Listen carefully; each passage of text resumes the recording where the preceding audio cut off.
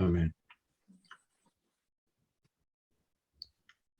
Rey del cielo, consolador, Espíritu de verdad, tú que estás presente en todas partes y que llenas todo, tesoro de bien y donador de vida, ven y habita en nosotros.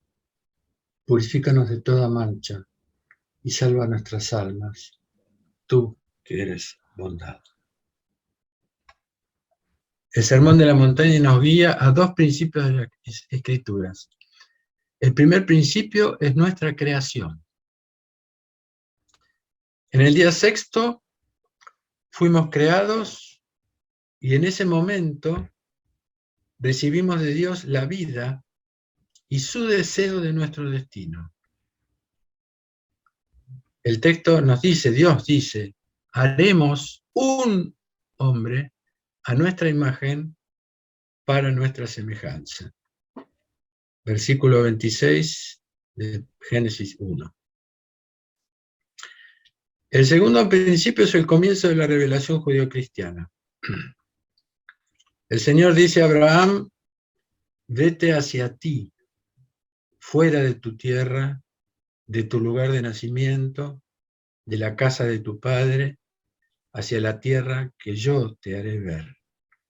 Génesis 12, 1, 8. El primero, nuestra creación, es el pasaje de la nada a la existencia. Es un pasaje, es una Pascua, de la nada a la existencia. Y ya, en esta palabra creadora, que cada persona que es concebida recibe esa misma palabra creadora, no es que Dios creó una vez y para siempre, Dios nos crea constantemente.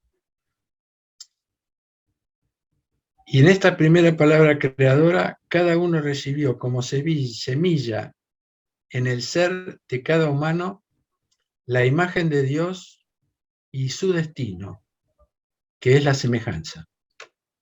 O sea, nacemos con la simiente de nuestra vocación.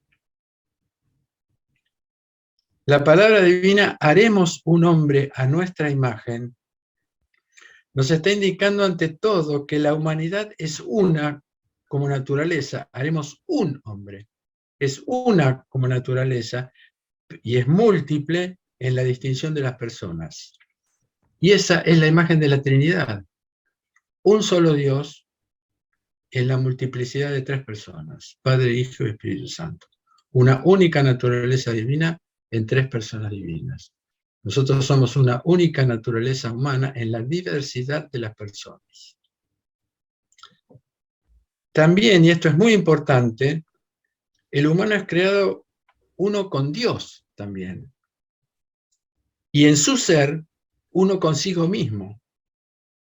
Cuerpo, alma y espíritu, funcionando en unidad. Si nuestra semilla hemos nacido en unidad.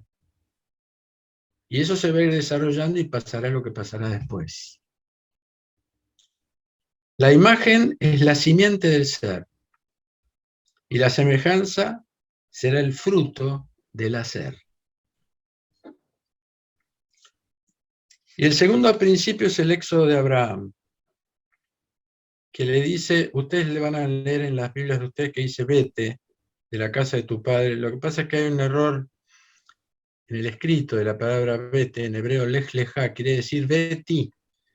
Por eso los hebreos traducen vete hacia ti, de la casa de tus padres, del lugar de nacimiento, etcétera, etcétera.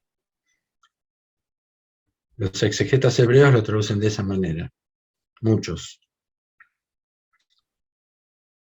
Es decir, vete hacia ti, hacia sí mismo, el retorno hacia su unidad interior, porque ya con Abraham ya estamos en estado de caída, ya pasaron muchas cosas, Caín y Abel, Noé y el diluvio, etc.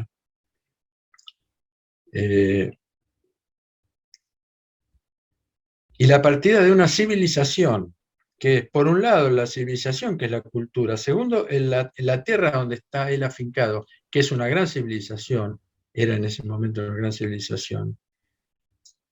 El lugar de nacimiento y la casa de sus padres, hacia una tierra prometida.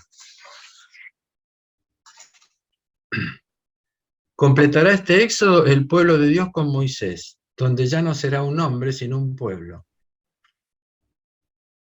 En la memoria de estos dos principios, el Sermón de la Montaña nos propone un nuevo éxodo. El pasaje de nuestra vida en este mundo, del que el Señor nos dijo, mi reino no es de este mundo, Juan 18:36, a un nuevo mundo prometido, que es el reino de los cielos.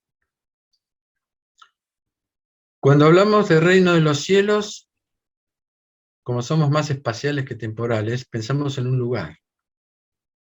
Sin embargo, el término griego es basilia su seu, que es una energía increada de la realeza de Dios que se hace presente.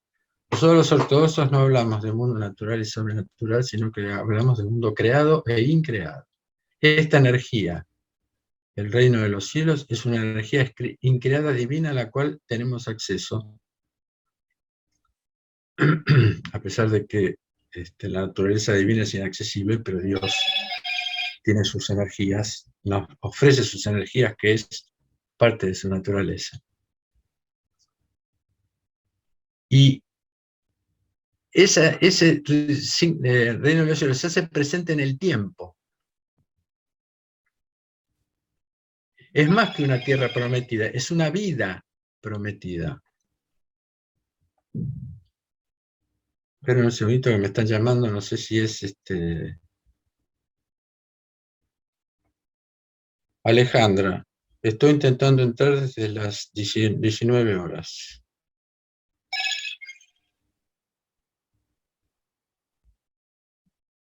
Bueno.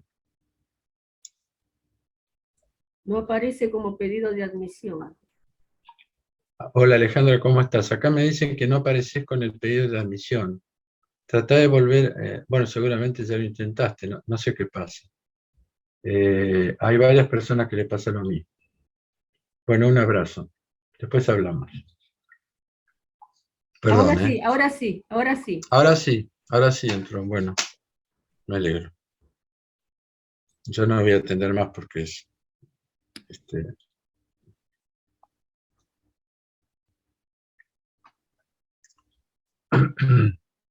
Es decir, el reino de los cielos es la presencia de Dios reinando en nosotros.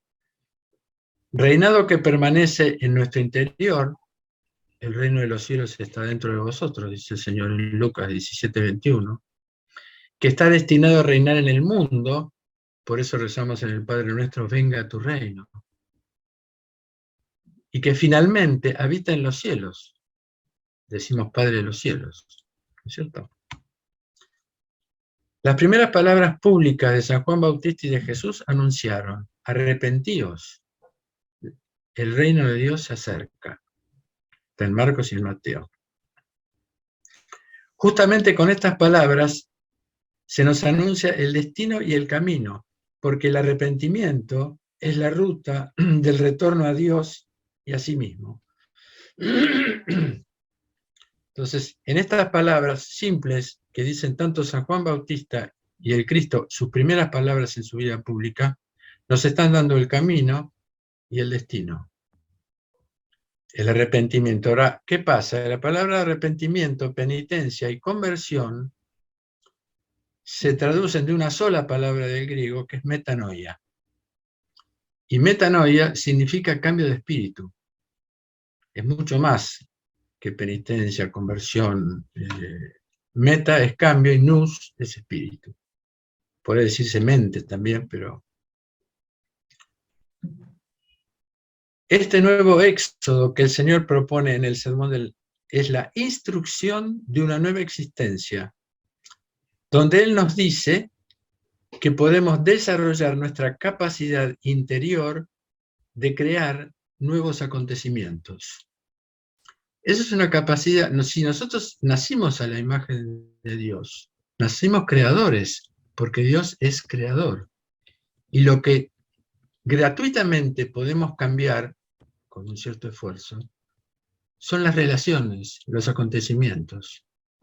Somos un poco dueños de los acontecimientos que creamos a través de las palabras y a través de las relaciones.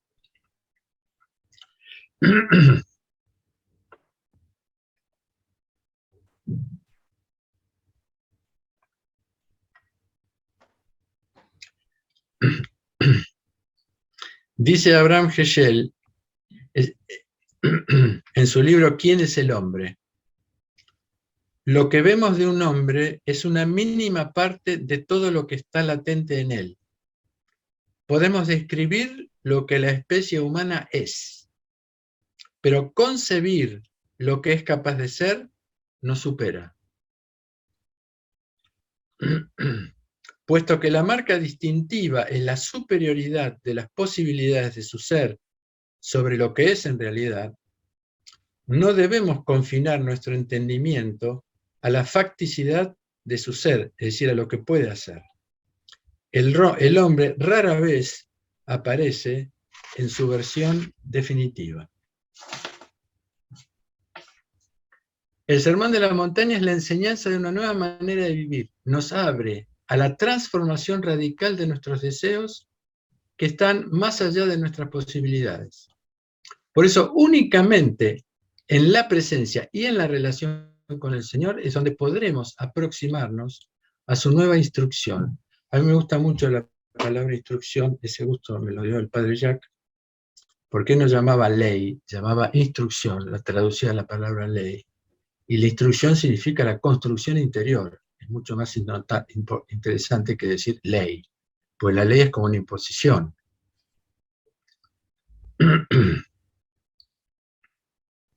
Por eso es importante que antes de manifestar nuestra debilidad para cumplir con los preceptos que vamos a oír en el sermón, entremos en su sabiduría con el reconocimiento humilde y realista de nuestro desconocimiento sobre nosotros mismos. Conocemos una parte, pero muchas cosas no conocemos. Cuando el Señor les dijo a los apóstoles, ¿veis estas grandes construcciones? Perdón, me pasé. Jesús nos propone salir de nuestra propia construcción, de la construcción de nuestra imagen, de nuestra Babel interior, edificada en gran parte por el pensamiento del mundo y por la avaricia amorosa que cunde en el mundo, cada vez más. Cuando el Señor les dijo a los apóstoles, ¿veis estas grandes construcciones? No quedará piedra sobre piedra que no sea destruida. Marcos 13:2.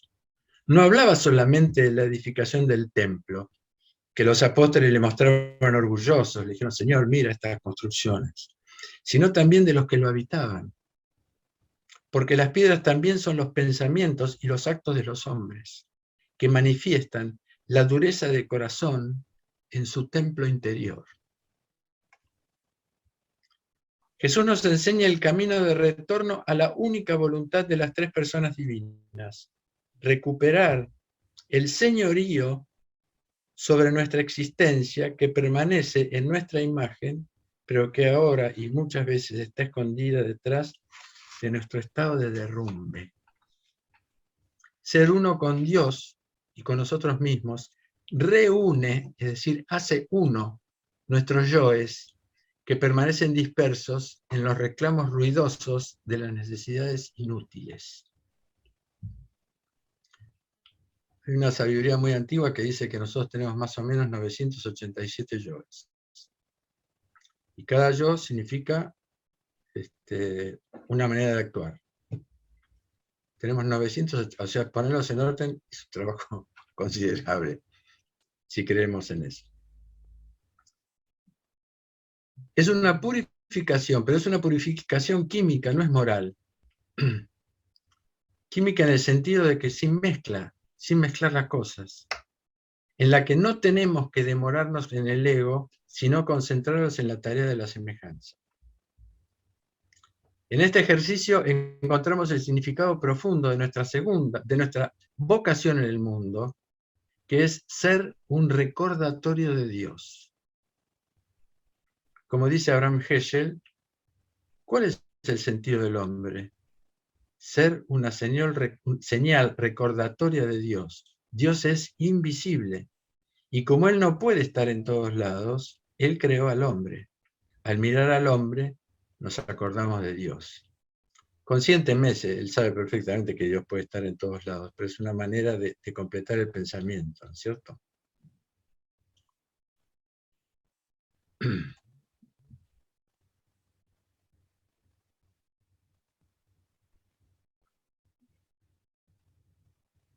Muchas veces estamos alejados de nuestro ser, tan ajenos a nuestro yo profundo que ignoramos el sentido de nuestra vocación personal. Y esto se debe a que la cultura del mundo nos conduce mucho más al parecer que al ser. Propone modelos que confunden el ser con el tener, yo soy rico, o con el estar, yo soy nervioso, no, yo estoy nervioso. El yo con el ego, lo ilusorio con lo real. Entonces las proposiciones de Dios nos parecen imposibles, inentendibles, impracticables. Amar a mi enemigo, devolverle el doble al que me debe, etc. Ya vamos a ver todas esas palabras. Por eso Paul Evdokimov, un teólogo ruso del siglo XX,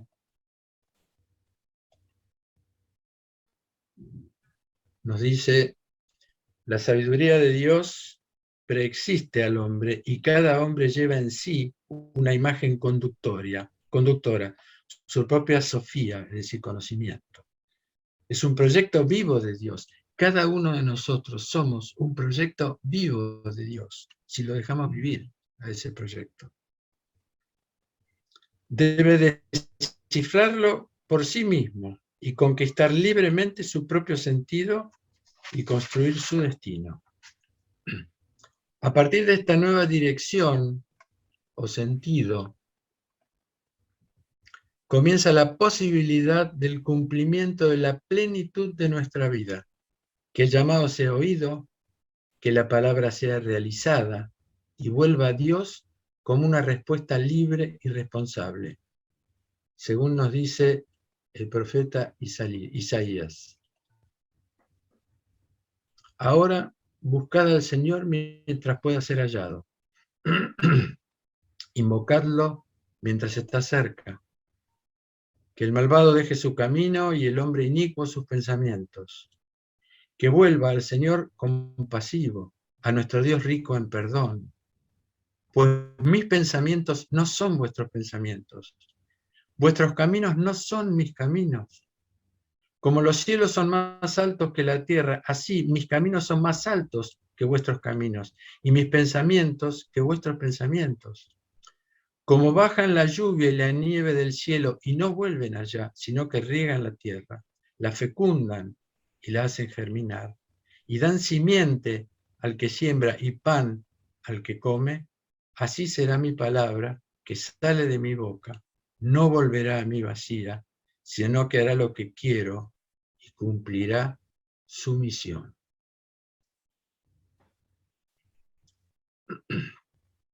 En el Sermón de la Montaña el Señor describe la imagen del hombre posible que Él ve en nosotros. Pobre, manso, valiente, enriquecido con el tesoro de los que no poseen nada, pero que tienen la vida en sus manos. Eso es poseerlo todo. En sus manos en el doble sentido. En el sentido de que puede manejar su propia vida. Puede tenerla. Qué tesoro, ¿no? El hombre debe recuperar en Dios la soberanía interior. No me acuerdo qué santo decía que la soberanía solamente puede existir si... perdón, al revés. Perdón, tengo un problema en la garganta, discúlpenme. Él decía que la opción de elegir, la opción que nosotros tenemos de elegir nuestro camino, la tenemos si tenemos soberanía, pero si nosotros estamos debilitados, perdemos la libertad de elección. El hombre debe recuperar en Dios la soberanía interior. Según Mahatma Gandhi, el Sermón de la Montaña no está dirigido únicamente a sus discípulos, sino que es una guía para la religión universal de la no violencia. Él decía en su libro El mensaje sobre Cristo: yo creo que Jesús no pertenece únicamente a la cristiandad, sino a todo el mundo, a todas las razas humanas, no importa bajo qué bandera, nombre o doctrina trabajen, profesen su fe o adoren al Dios recibido de sus padres. Vuestra vida será incompleta a menos que estudiéis reverentemente las enseñanzas de Jesús. Él estaba hablando del Sermón de la Montaña.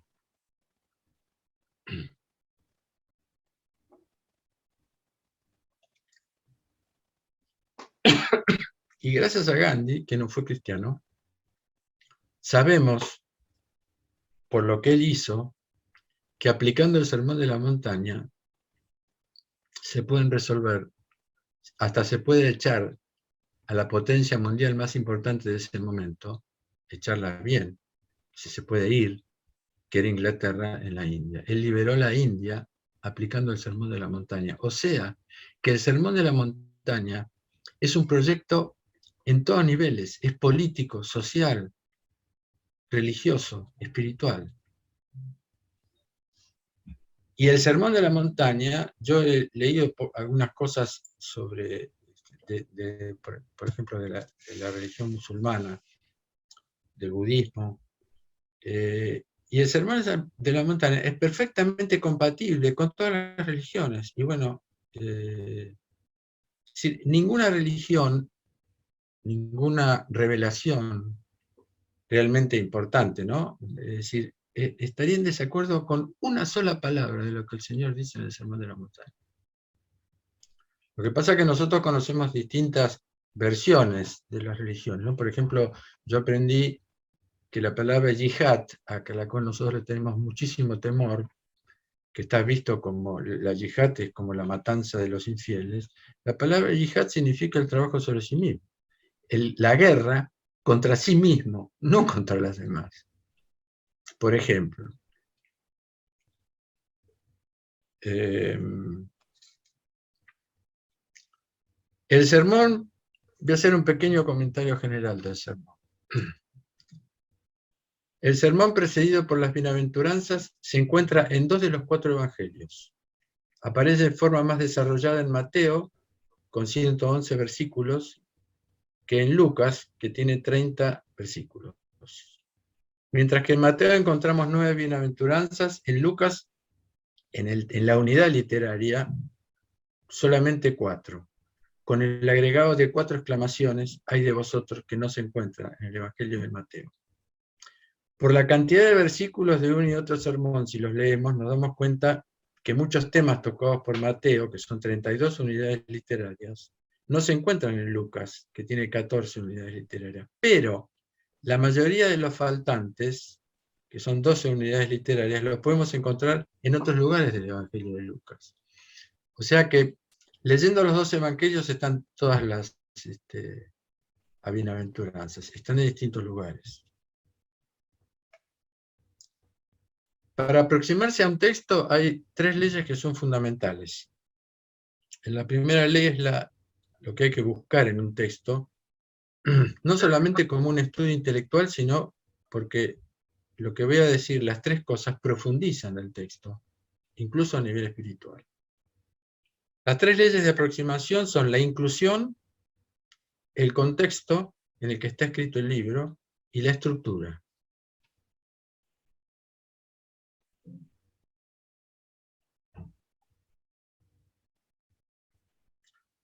Vamos a hablar primero de la inclusión.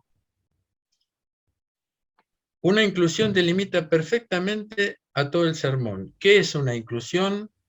Es el vínculo de unidad de una serie de textos que comienzan y terminan con las mismas palabras, formando una unidad literaria. A la izquierda, acá, estas 2, este es el principio y este es el final del sermón, encontramos Al ver a la multitud, Jesús asciende a la montaña, se sienta y sus discípulos se acercan a él. Abre la boca y les enseña diciendo, tenemos tres palabras, multitud, montaña y enseña, que se repiten al final de todo el sermón. Que dice, cuando Jesús termina estas palabras, las multitudes están asombradas de su enseñanza, otra palabra, sí, les enseña como quien tiene autoridad y no como sus escribas. Eso hace que nosotros podamos darnos cuenta, al profundizar el texto, que es una unidad literaria. El Sermón de la Montaña son los tres capítulos 5, 6 y 7 del Evangelio de Mateo. Y yo, jugando un poco con las inclusiones, encontré una inclusión posible. Esto es una cosa mía, puedo estar diciendo una grosería, una barbaridad, pero encontré una inclusión entre estas dos inclusiones y el final del Evangelio de Mateo. Tenemos multitud, montaña, enseñanza, etc. ¿Qué nos dice el texto de Mateo? Los 11 discípulos se van a Galilea, al monte, montaña, que Jesús les había ordenado. Al verlo se prosternan, mas algunos dudan. Jesús se acerca y les habla diciendo, toda autoridad me ha sido dada en los cielos y sobre la tierra. En la segunda parte dice, habla como quien tiene autoridad. Acá hablaba como quien tiene autoridad a un grupo de gente.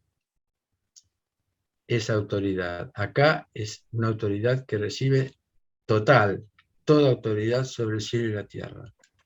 Por eso, id y haced discípulas a las naciones, bautizadlas en el nombre del Padre, del Hijo y del Espíritu Santo. Enseñadles a guardar todo lo que os mandé. Y aquí yo estoy con vosotros todos los días hasta el fin del tiempo. Es decir, hay una especie de inclusión que nos muestra una evolución de este sermón de la montaña, porque aparte, no sé si fue en la misma montaña que se encontraron, puede ser, porque en ambos lugares es Galilea. Una de las montañas de Galilea es el sermón y acá dice inclusive en este texto, yo quiero levantarlo porque lo tengo subido al texto, pero el texto dice cuando se van a Galilea. En el texto del sermón no dice, pero unos versículos anteriores a este texto, dice que estaban en Galilea y se van hacia un monte. No sé, me pareció muy interesante porque hay una especie de evolución y una inclusión en donde estas mismas palabras que acá son enseñanza, acá nos hace maestros, es decir, los manda a enseñar, los envía a enseñar. O sea, esta inclusión nos está indicando de alguna manera que el Señor nos prepara esto para la enseñanza, para enseñar, para transmitirlo, para la transmisión. O sea, es un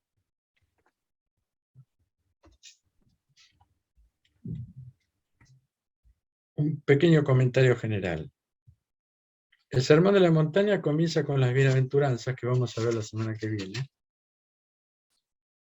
que repiten al comienzo de cada intención. Bienaventurados, felices, es la misma palabra. Bienaventurados, felices, macarios. Alegra, y al final de las bienaventuranzas, la primera palabra es alegraos y regocijaos. Ya lo vamos a leer esto. Es la alegría del Evangelio, es la alegría que el Señor trajo al mundo. Es la alegría que comienza con el anuncio del ángel Gabriel a María, que le dice, alégrate María, llena de gracia. No le dice Dios te salve María, le dice, alégrate María, llena de gracia. Es la misma palabra, alegría y gracia es la misma palabra en griego.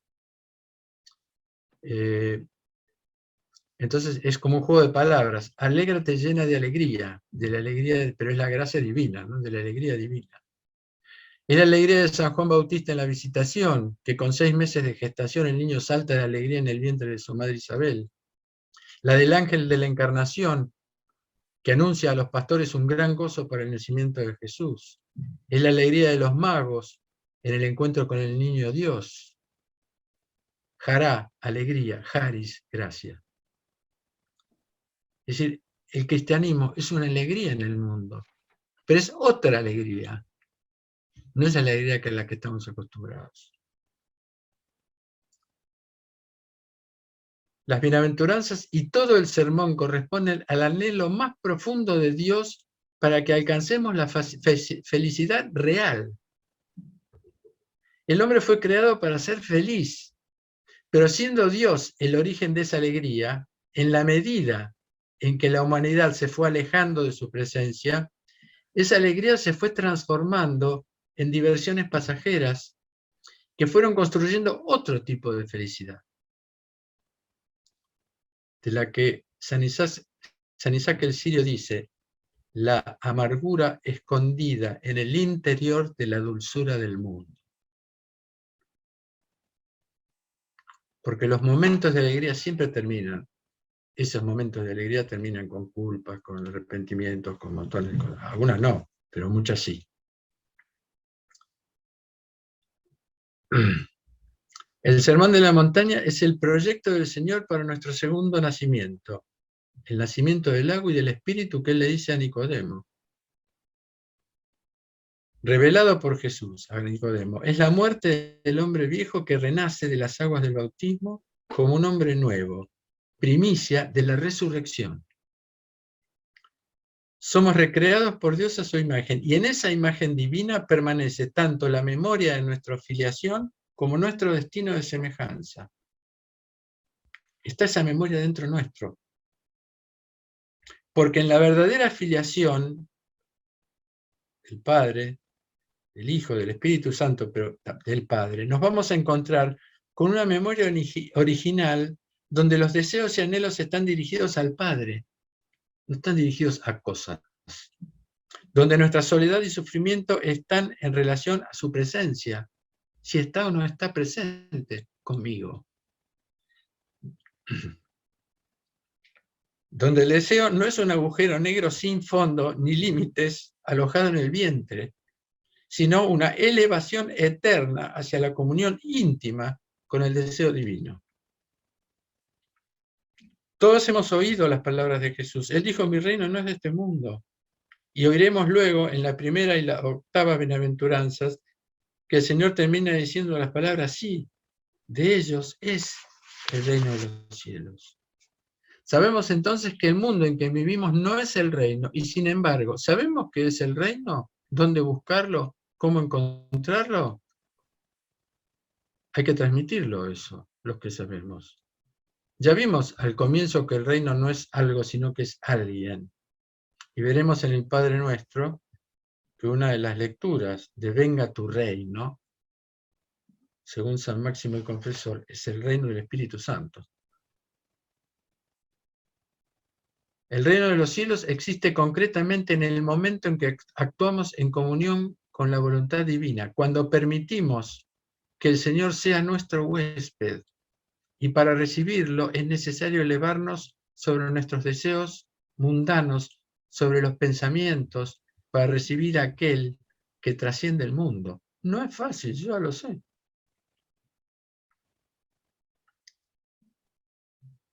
Cité al comienzo que la creación del hombre comienza con un diálogo: haremos un hombre.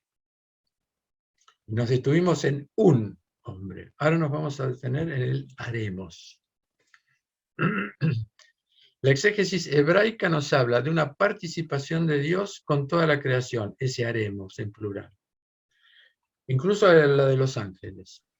El rabino Rashi, que es un rabino del año 1000, del siglo XI, exegeta judío, uno de los preferidos del padre Jacques, agrega que la humildad de Dios, ¿qué es la humildad de Dios? Que sin necesitarlo consulta a su consejo, enseñando que el superior debe tomar consejo de su inferior. Los padres de la Iglesia vieron en este plural un anuncio velado de la Santísima Trinidad. Se dan cuenta que no se oponen, se complementan y van aumentando como revelación. También se puede interpretar como un plural de majestad, como algunos exegetas modernos dan ahora. Y una de las lecturas más interesantes que aprendí del padre Jacques, y que se cumplen en el Sermón de la Montaña, es que este diálogo no es solamente con la participación de los ángeles o de las personas divinas, sino que también el Señor participa al hombre. Dios nos dice íntimamente, juntos tú y yo haremos un hombre uno. Y estas palabras se cumplen en el Sermón de la Montaña, porque Jesús descendió, se hizo hombre, nos hizo un programa de vida, que es el que vamos a ver, y en la memoria viva del Espíritu Santo que descendió después, cuando Él dijo, os conviene que yo me vaya porque el Espíritu Santo recordará todo, y ese recuerdo no solamente un recuerdo mental, es decir, ese recuerdo es una presencia que se percibe en el cuerpo también. Y la memoria viva del Espíritu Santo nos ofrece la posibilidad de hacer juntos con Él, cada uno, y también en comunidad, el camino del reino. Nos ofrece la oportunidad de ser uno, como nos reveló la noche de su pasión, cuando dice, yo les di la gloria que me diste, para que sean uno, como nosotros somos uno. Yo en ellos, como tú en mí, para que lleguen finalmente a ser uno. Y que el mundo conozca que tú me enviaste y que los amas como me amas.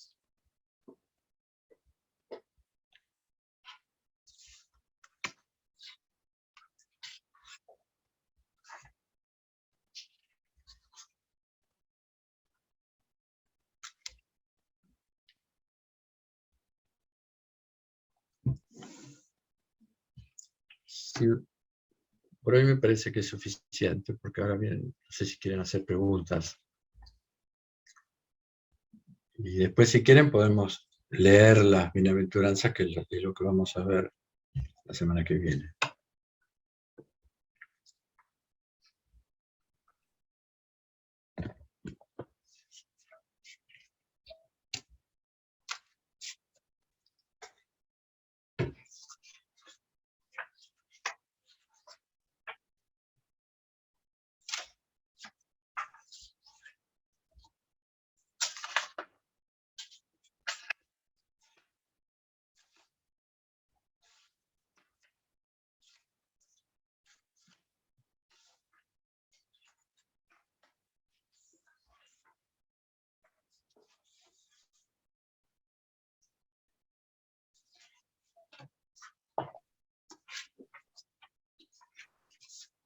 Si quieren, les puedo... Ay, perdón, sí. No. ¿Es tiempo de preguntas ahora? Sí, después si quieren les puedo... yo encontré, hoy no lo pude incluir, porque estuve ocupado, pero una definición de mundo que encontré de San Isaac el Sirio, que es extraordinario. Es un santo...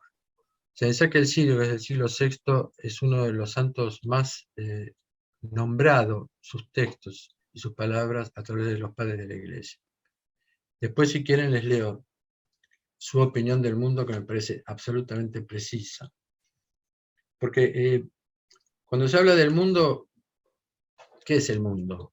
Digamos, ¿es todo el mundo? No, el mundo tiene cosas buenas y cosas. Tiene momentos de creación. No, acá no se trata, el cristianismo no desprecia nada, no desprecia el mundo, pero hay un aspecto de mundo que hay en las civilizaciones. Por eso, después, si quieren, puedo darles un texto. Pero bueno, decime, pregúntame. No, la pregunta quizá la responda más adelante, pero el reino no es un lugar físico, ¿no? Va a terminar siendo el lugar de todos. Desde ese lugar puede ser un lugar físico, pero por el momento va a llegar a ser también un lugar físico. Ajá. Ayer leíamos el descenso de la Nueva Jerusalén en la liturgia de ayer. Y yo decía, claro, acá está el reino, decía. ¿Te acordás Claro. cuando leímos la Nueva Jerusalén, lo que contaba? El reino de Dios es cuando Dios reina sobre nosotros. Ahora, por el momento son momentos, un poco lo que decía, los judíos dicen, nosotros no tenemos monumentos, tenemos momentos. ¿no es cierto? Ujú. Y digamos, por el momento, por el tiempo, por ahora es un momento, son momentos de la que ya se presente, uno tiene una experiencia y después se va. Por eso Claro, no tiene un lugar específico. Puede ser en cualquier lado, en cualquier bien. espacio. Sí, Alejandra, levantaste la mano. No te escucha. Sí, buenas noches. Ante todo, buenas Hola. noches a todos y mil disculpas. Fui absolutamente no intencional. Intenté entrar No, desde seguro. ahora y no pude. Lamento haber perdido la primera parte de la clase, que me interesa tanto. Igual va a salir grabada. Yo después les voy a Ah, dar. perfecto. Perfecto. Nosotros tenemos una página web y va a salir grabada en la página web. Así que Excelente. Bueno, no hay muchas problema. gracias. No, yo No. quería preguntarte, Enrique, sobre el deseo. Esto de porque pienso en mi experiencia personal, ¿no? Cuando el deseo trasciende al deseo de la unión, de la comunión con Dios, como un deseo último, que si yo entendí bien, que se contrapone con este deseo más psicoanalítico, ¿no? De llegar a cumplir el deseo para inmediatamente desear otra cosa. Y eso me interesó como una tensión entre la cultura y nuestra relación espiritual con Dios. No sé si es clara la pregunta. Sí, sí, más o menos lo entiendo. Es decir, yo hablé del deseo de Dios. El deseo de Dios es el deseo con el que nosotros nacemos, que va desde nosotros hasta el cielo. Ese deseo se puede tener en distintos lugares y en distintos momentos. Es decir, hay un deseo de comer, hay un deseo de superarse, hay muchos deseos que son deseos del mundo. Por eso yo busqué hablar del mundo, porque el mundo no es solamente, o sea, el único deseo es el deseo de Dios. Este, lo que sí yo pienso es que debe ser el primer deseo, y en ese deseo de Dios vienen otros deseos, unos deseos más purificados, o no sé si me gusta mucho la palabra purificados en este sentido. Es un deseo más luminoso, no sé cómo decirlo, pero sí hay muchísimos deseos. Son imprescindibles. Yo ahora tengo deseo de tomar, por ejemplo. Entonces tomo. Sí, yo lo pensaba más de otra, perdón, Sí, perdón, está por preguntar a otra persona después sí. sí, No, es como que me escuchan. Quiero, digamos, sí, explicar lo que yo entiendo, ¿viste? De todo eso. Es como que Dios tiene un plan divino con cada uno de nosotros. Vinimos con un plan divino, como la sí. semilla va a dar un nogal o va a dar un limonero, es un plan, Vocación, sí. pero nosotros no lo escuchamos y estamos con todos nuestros planes egoicos y materiales. Pero cuando podemos parar ese monólogo, escuchamos el plan divino, es que vinimos a hacer un servicio acá para ayudar a todos a despertar. Entonces, ese es el plan divino que tenemos que seguir a rajatabla, porque ese es el importante. Lo otro son cosas subjetivas y no reales, como es la tercera dimensión. Sí, vamos a ver en el Sermón de la Montaña, que el Señor dice, buscad el reino de Dios y su justicia, y el resto se os dará por añadidura. Es decir, ahí habla un poco del deseo, ¿no es cierto? Buscad el reino, y el resto, que es lo necesario. El deseo, digamos, entre lo necesario y lo que no es necesario, que es la multiplicación de los deseos inútiles, o la multiplicación, que en este tiempo es De los bienes materiales. el modo económico. Los bienes materiales también es una decisión. Yo quiero tener una casa, o sea, pero hay deseos y deseos. O sea, eh, que ese deseo del reino de Dios me va a dar lo necesario. Claro. Bienaventurados los pobres del espíritu, por el espíritu, no es que no tengamos nada, es que vamos a tener lo necesario, pero hemos empobrecido nuestros deseos para no ser esclavos de los deseos que no nos hacen bien. No sé si lo explico un poco mejor eso. Pero los deseos son, sí, sí, nosotros nacemos con el deseo. Claro, pero es Claro, una que es, es una ¿cómo? intención.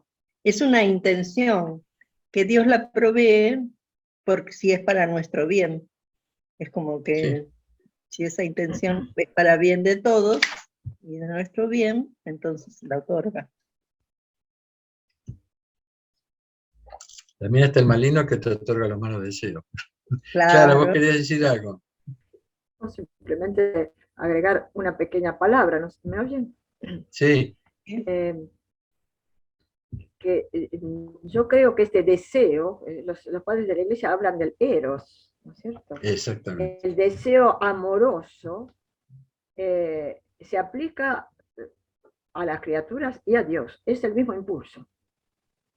Es el mismo impulso, pero en Dios llega a su plenitud y a su verdadero destino. Esa especie de, yo diría, de surtidor de deseo, que cuanto más intenso y cuanto más fuerte es, más Dios lo quiere. No hay nada, me parece, más contrario, por lo menos a la primera tradición de la Iglesia, que creer que hay que mutilarse de los deseos. El deseo debe surgir y debe purificar su meta. Es la meta, lo que va cada vez más alta, la que hace que esos deseos secundarios vayan desapareciendo. Porque de hecho ya no tienen interés. Nuestro corazón, digamos, para hablar en término bíblico, se centra fundamentalmente en esa tensión hacia Dios, hacia la belleza de Dios, hacia la bondad de Dios. claro. Estando centrados en eso, nuestro deseo por sí mismo se purifica. Y las otras cosas van pasando a otro nivel de no vale la pena, está bien, es la añadidura, agradecemos la añadidura, pero no estamos centrados, no estamos, nuestro eje no es más que ese surtidor central que va hasta lo infinito. Muchas Sí, gracias.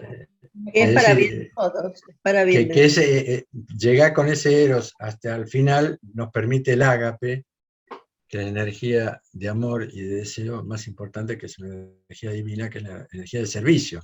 Entonces, el deseo pasa de ser un deseo de obtener a ser un deseo de ofrecer. Claro. ¿Me explico? Ahora vamos a ver un poco eso, si quieren, cuando les explique lo del tema del mundo, porque voy a hablar un poquito de las pasiones. Que las pasiones son los deseos que se detienen en aspectos que cortan ese deseo que va hasta Dios. Eso es lo que se llaman las pasiones. Pero bueno, ¿alguien quiere hacer otra pregunta?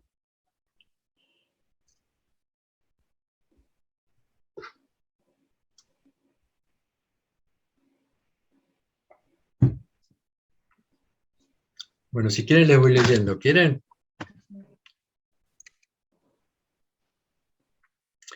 Dice San Isaac de Nínive. No es un texto sencillo, pero lo voy a decir despacito porque no tuve ni siquiera tiempo de pasarlo. Desde la perspectiva de la contemplación, mundo es un nombre complejo y sirve para indicar el conjunto de las pasiones. Cuando queremos referirnos a las pasiones en su conjunto, las llamamos mundo. Por el contrario, cuando queremos hablar de ellas en particular, decimos pasiones, distinguiendo sus nombres.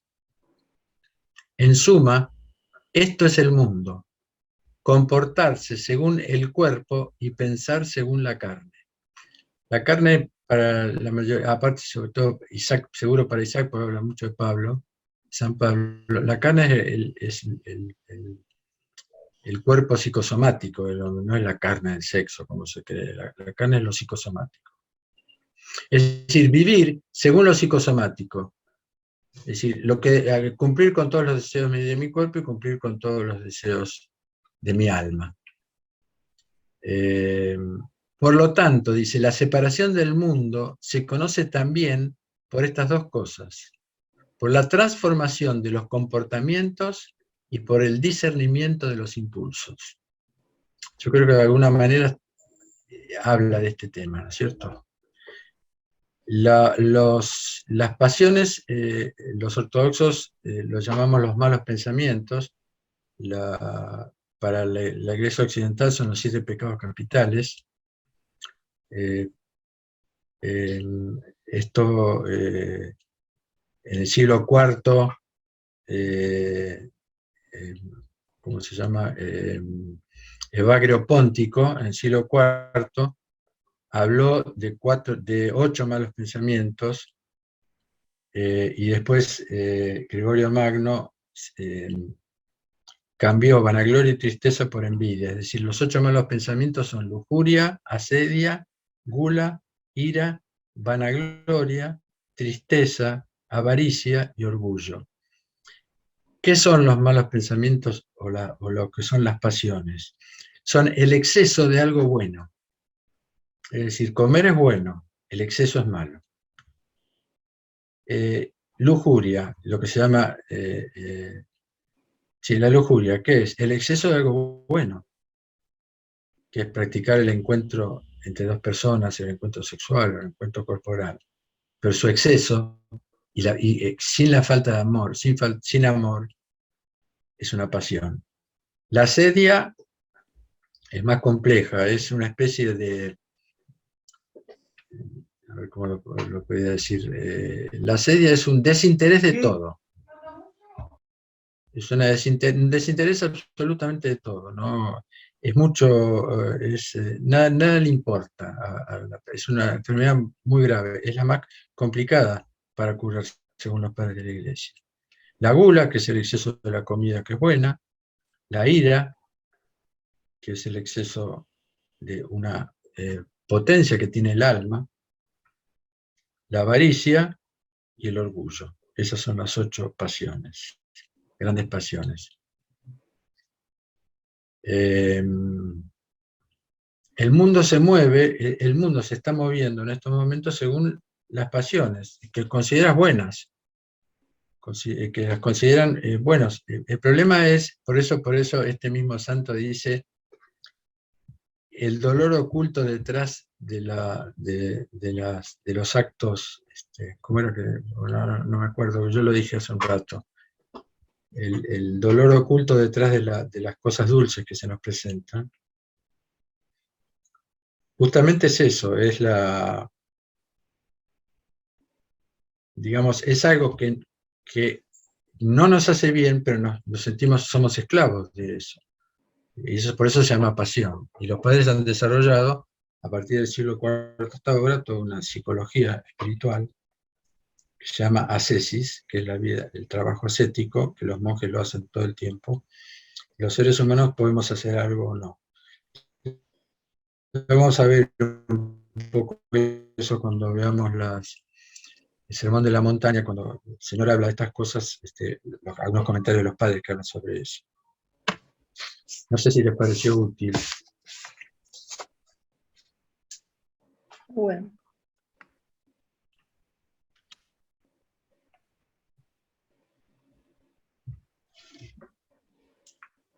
Pero me genera una confusión eso, ¿no? De la pasión que es el exceso.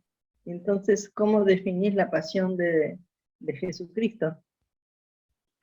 Bueno, pero la pasión de Jesucristo, bueno, fue un exceso, fue demasiado lo que hizo para nosotros, digamos. Pero la pasión ahí tiene, es decir, ahí tiene un sentido diferente, no estamos hablando, Jesús no tuvo una pasión en ese sentido. Ah, bueno, La pasión de Jesucristo fue haber entregado, Clara quiere decir algo. No, simplemente la palabra pasión viene de padecer, ¿no es cierto? Claro. Jesucristo padeció en su pasión, en eso estamos de acuerdo, ¿no es cierto? Es claro. Sí. Pero resulta que también padecemos de estas... claro. De estos pensamientos de ira. Nosotros somos pasivos frente a eso. No vienen realmente de nosotros mismos. Los padecemos y a veces los obedecemos. De ahí la palabra pasión significa tanto la pasión de Jesucristo como esto, porque de hecho nosotros somos pasivos ante estas fuerzas que nos asaltan.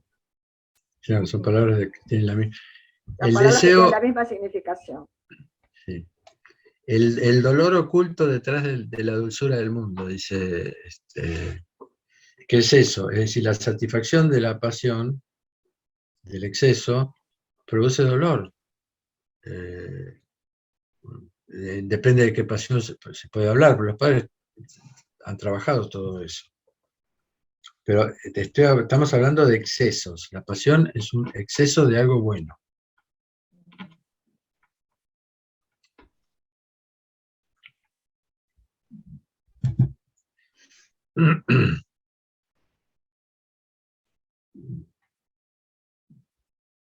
¿Quieren hacer alguna otra pregunta o es suficiente por hoy? Digan suficiente, ¿eh? No, no tengan miedo.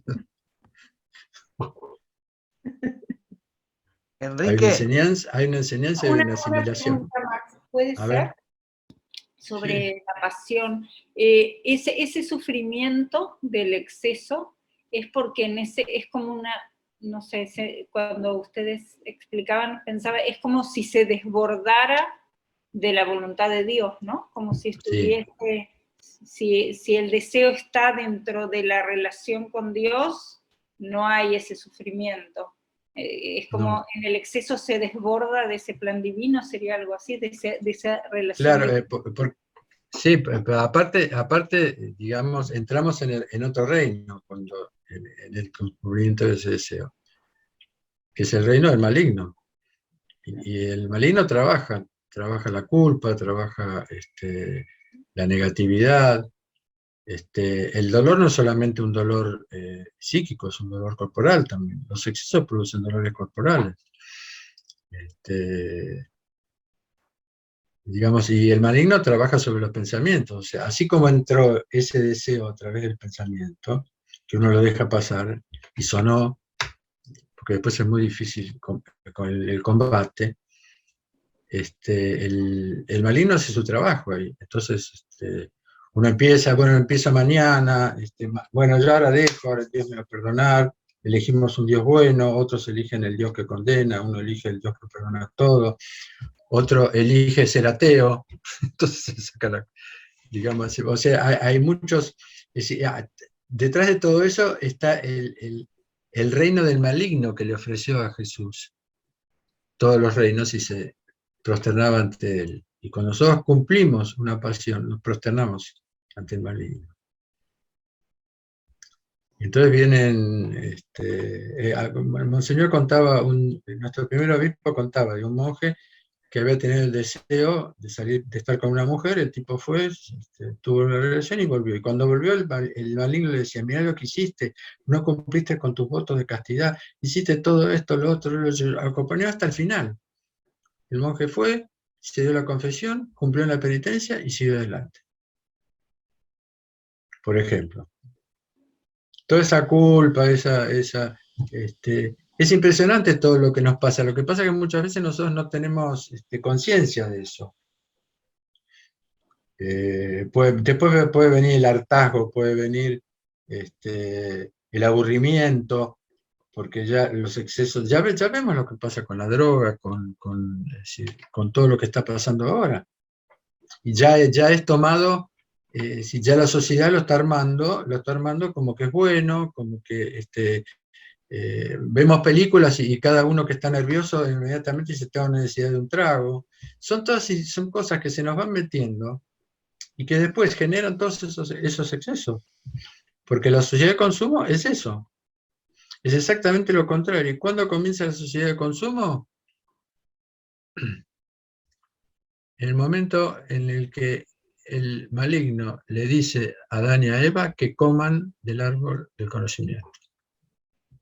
En ese momento comienza el consumismo, porque es despertar una necesidad que no es necesaria, hacer de algo una necesidad que en realidad no es necesaria. Y eso es la sociedad de consumo. O sea, ahora estamos en pleno cumplimiento, ¿no es cierto?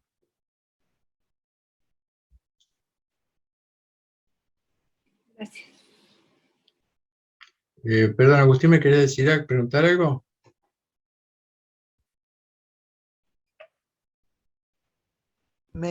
Hola, ¿me escucha? Sí. No, Yo me te- quedé pensando en lo que decías de la pasión, y cuando uno, viste, dice, uno está apasionado por el Evangelio.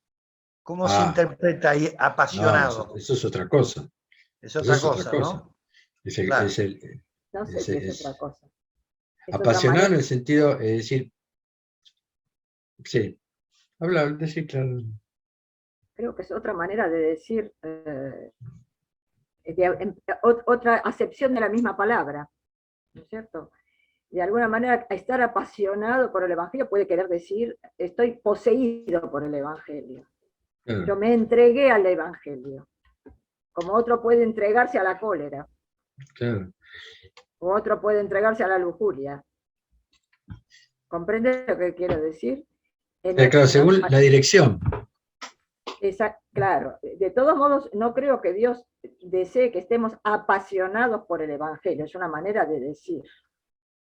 Porque me parece que algo que es muy esencial es que las pasiones que nos destruyen nos esclavizan.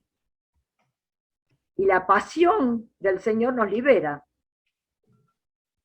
La verdadera pasión es un acto libre, con lo cual ya no es una pasión, no la padezco, No, no somos sino esclavos, que la tenemos la vida en construyo, nuestras manos. sino que la construyo. No sé si es claro lo que digo. Me parece que es muy importante tener en cuenta que Jesús lo dice, que su palabra nos hará libres. Y la pasión, las pasiones, nos esclavizan.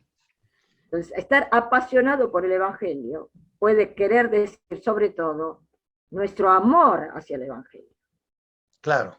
Es como una Claro. curación homeopática. Por la pasión se llega a la pasión. Es decir, como el obispo nuestro decía, el primer obispo decía eso, que Cristo es el primer homeópata porque por la muerte venció la muerte. Entonces, por la pasión del Evangelio, por la pasión evangélica se vence la pasión diabólica. ¿Me explico? Uh-huh. Pero en realidad la pasión debe ser solo por Dios, porque No, está por encima de todas las cosas. no necesariamente. Es decir, empieza Por encima, por Dios. sí. Por Es encima, decir, sí. empieza por Dios, pero después desciende. Claro, pero hay que amar a Dios para que se haga uno. Sí, lo van a escuchar eso. Buscar el reino de Dios, el resto se dará por añadidura. Lo Claro. van a escuchar en el Sermón de la Si no lo Montaña. amas bien, no te puedes hacer uno con él. Ese es el asunto. Como decía nuestro fundador, el padre, ahora es San Juan de San Denis, decía, perdónenme, pero me olvidé. Él decía que estábamos hablando de... El De amor a la Dios pasión. La pasión. y del amor a Sí, Dios no, en no, yo primer sé, lugar. él decía que la plegaria ideal sería decirle a Dios, Señor, ámate a ti mismo en mí. Ah, qué lindo, qué lindo. ¿Mm? Totalmente. Es muy claro, ¿no? Es muy claro. Porque es el amor de Dios el que ama. Nosotros somos una especie de puente. Por eso el vaciamiento interior, para poder recibir. Como decía el padre Martín, que hay que pedir a Jesús que nos enseñe a amar como Dios nos ama. Eso me pareció Sí, fantástico. sí.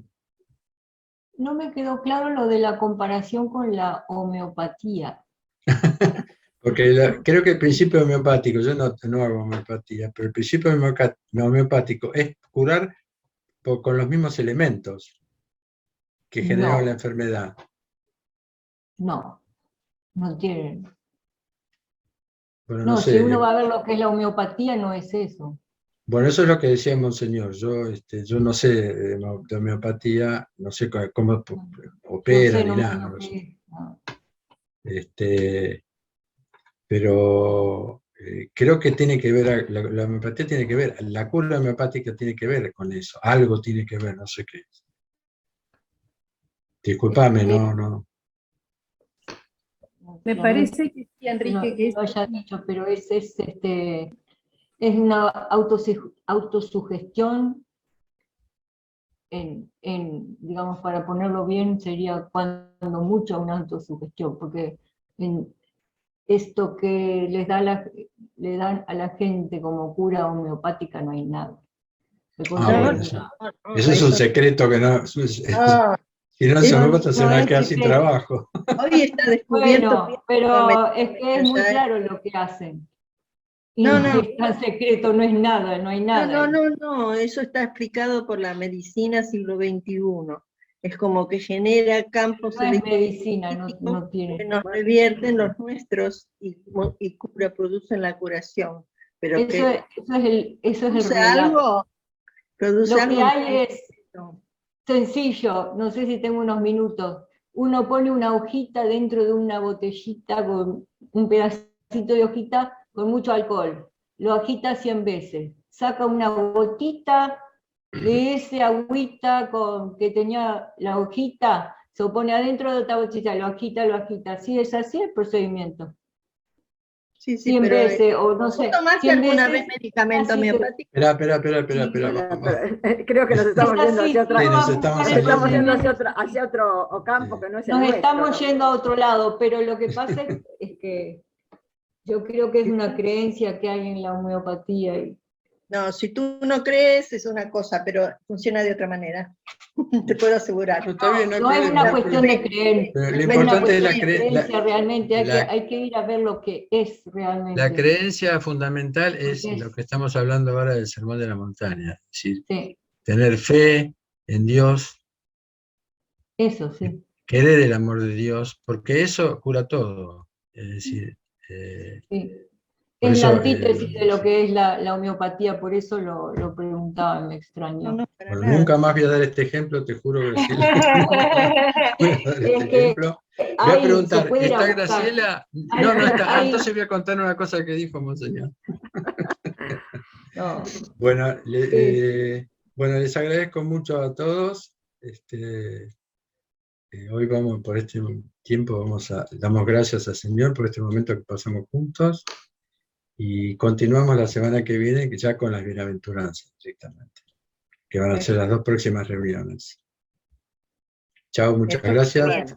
Gracias. Gracias. Chao, Gracias a nos todos. vemos. Gracias. Y buena salud, Chao. Ricardo. Buena recuperación. Gracias. Mejores. Hasta luego, mil gracias.